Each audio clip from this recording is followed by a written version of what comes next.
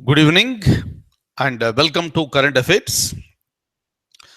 India is one country in the world where death sentence is still executed.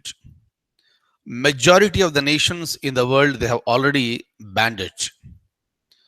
Death sentence, which is also called the capital punishment, though it is very rare in India, but still India is continuing with that.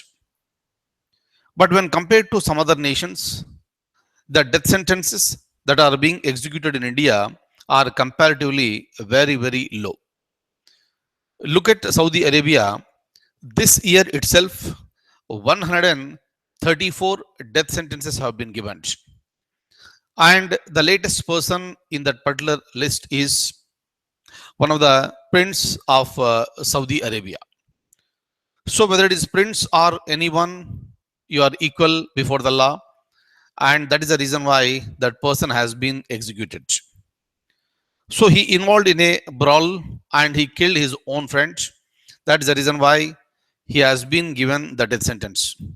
Generally in Saudi Arabia, death sentences will happen, through this beheading. Different countries will follow different mechanisms.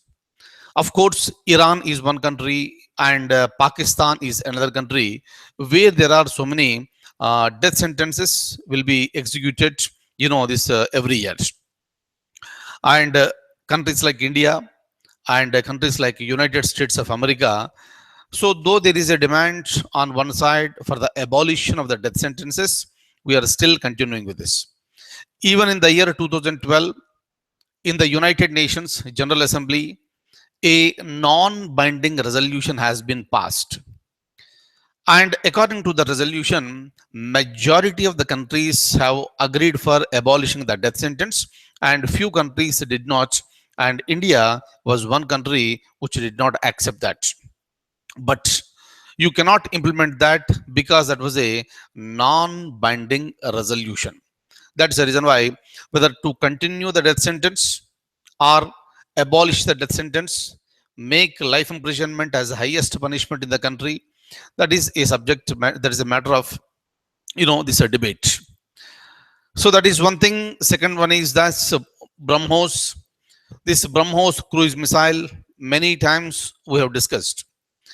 But the latest one is the next generation BrahMos missile, and its range will be 600 kilometers. Previous BrahMos missile, we have developed that with a joint venture between India and Russia. Even this new one is also being developed. It is going to be developed, and Russia is again taking part in this one. And again, it's a joint venture between India and Russia. But the advantage with this BrahMos is that any area in Pakistan will be covered under this. Otherwise, previous BrahMos, the maximum distance was 299 kilometers or 300 kilometers. So with this, so it is a 600 kilometers range. It's a cruise missile and it can target any area in Pakistan. So meaning once India develops this, so India's arms strength will be going to be increased. And of course, here when I'm saying that we are going to develop a nuclear missiles or that missile or anything, of course, India is not conducting any nuclear test. That's a different thing. But whether we are going to apply this or use it against other country, so that is, this secondary, that all depends on the situations. But otherwise, a country needs to have its own strength so that if the situation is demanding, so we should be in a position to, right, so give the response. And with that intention, India is going ahead. And India has the capability of developing so many missiles like this, right? And the advantage in the previous classes I was telling you, India, this became a member of the missile technology control regime. Clear? This year only I discussed with you this point, missile technology control regime. The advantage with this is that within the group you can cooperate with each other. Russia is a member, right? India is a member.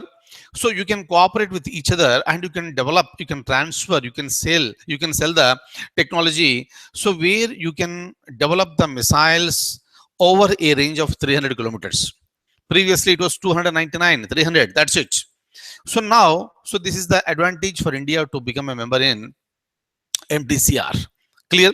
And very soon that is going to become a reality, and India is going to have the next generation BrahMos, and its range will be 600 kilometers. Right? Before I go further, let me show you the document. Let me show you a few points. Let me discuss few points with you. Look at this. This is the person, Saudi Arabia. Prince Turki bin Saud Al Kabir was put to death for shooting his own friend, and he shooted his friend after the brawl. And this is considered to be 134th death sentence this year in Saudi Arabia. In Saudi Arabia itself. Next. So this is what I was talking to you, BrahMos. New generation of BrahMos missile with a 600 kilometers range, and will have the ability to hit protected targets with pinpoint accuracy.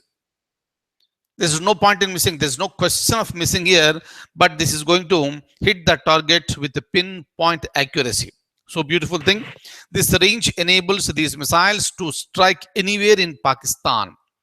Russia, see here we are using the name Pakistan. It is because of the going on tensions between, right? So going on this strained relations between India and Pakistan. Clear? It can strike anywhere in Pakistan, and Russia is going to work with India to develop this.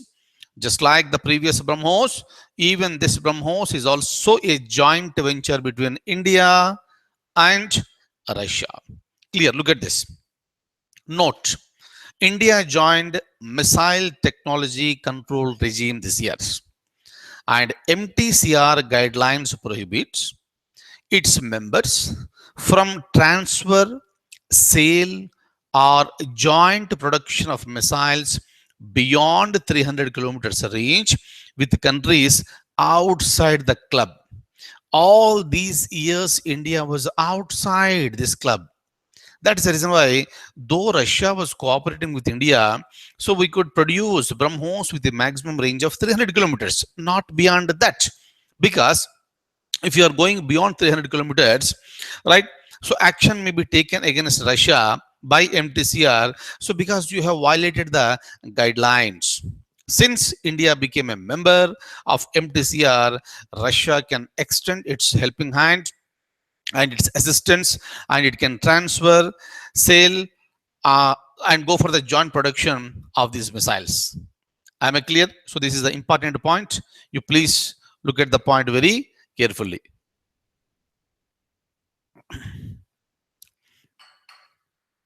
Now,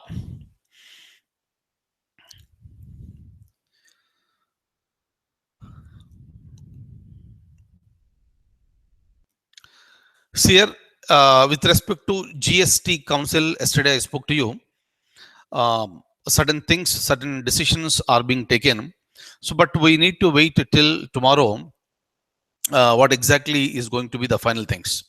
That's the reason why I have just postponed this one, and tomorrow I'll come in front of you with all the news with respect to the decisions that are taken by this GST Council, and what are its impacts. What are its impacts on the people?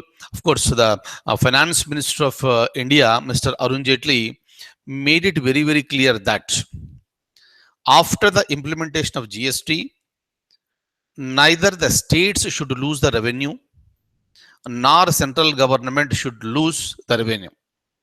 Whatever they were getting previously, they have to get it. Probably more than that. That's the reason why the finance minister has assured the states that in the coming 5 years, you will be getting 14% more than what you are getting now. Am I clear? So that is the reason why. So he made it very, very clear. States are not going to lose the revenue. Central government is also not going to lose the revenue, but there is going to be a burden on the people. Clear? So the taxes are going to be increased. it seems that service tax is going to be increased to the so-called, this 18%. So different ranges are there. I'll just show you that one, but please listen to me very carefully. This is not the final one. So after the completion of this particular meeting, right, so let them come out and we'll have a discussion completely again tomorrow. Am I clear? And Finance Minister Mr. Arun Jaitley said that there will be a slight burden on the people. Definitely, it is not a slight burden; it will be a burden. And the Finance Minister is a very intelligent person, right? Nice person. There is no doubt. Speaks very nicely, but I don't think it is a slight. Now, look at the document. Look at this. Proposed rate structure will be like this: 6%, 12%, 18%, and 26%. So before I begin the class, I also came across with 5 levels will be there instead of 4 levels. 5 levels will be there. That is the reason why I'm just postponing the discussion on this. This will be discussing in detail tomorrow. But kindly remember, in any forthcoming examination, there may be a question: who is the head for GST Council, Goods and Services Tax Council? The head is the Finance Minister of India, and all the finance ministers of the various states are also the members in GST Council. Next one, please look at this. This is WJFAC. It stands for Water Jet Fast Attack Craft. Water Jet Fast Attack Craft. So this is the INS Tihayu. It was commissioned into the Indian Navy today. This is October. Spelling mistake is there. I'm making the correction. OCTOBER. Yes. Right. So today it has been commissioned. Its weight is 315 tons. And this is the 6th WJFAC Car Nicobar class vessel to be commissioned and allotted to the Eastern Fleet of the Navy. 4 of the vessels are based in Chennai and 2, including Tahiyu, will be stationed in Visakhapatnam. This is a possible question. Kindly remember, Visakhapatnam is one of the beautiful cities and it is located in Andhra Pradesh. Clear? Andhra Pradesh. So it was built by Shipyard Garden Research Shipbuilders and Engineers. This is located in Kolkata. Okay. So again, I put some spelling mistake here. Just a moment. Yes. Okay. So anything may be a question. Why? Fine. So where it is stationed? Answer is Visakhapatnam. Who built this? That is Shipyard Garden Research. Shipbuilders and Engineers. Okay, where is it located? So this is located in the so-called Kolkata, and this is the 20th vessel in this class to be built by the shipyard. It can achieve a top operating speed of 35 knots per hour. 35 knots per hour. Knot is a unit of a speed. Please remember this. Knot is a unit of speed, and 1 knot is equal to 1.151 miles per hour, or 1.852 kilometers per hour. Okay, but it is 35 knots per hour. So with that speed, it will be traveling. Please remember this point. Fine. Right. So I'll stop at this stage and I'll see you tomorrow with more news of GST Council decisions. So thank you so much for being with me this evening, and I wish you all a very good luck. Take very good care of yourself. Thank you.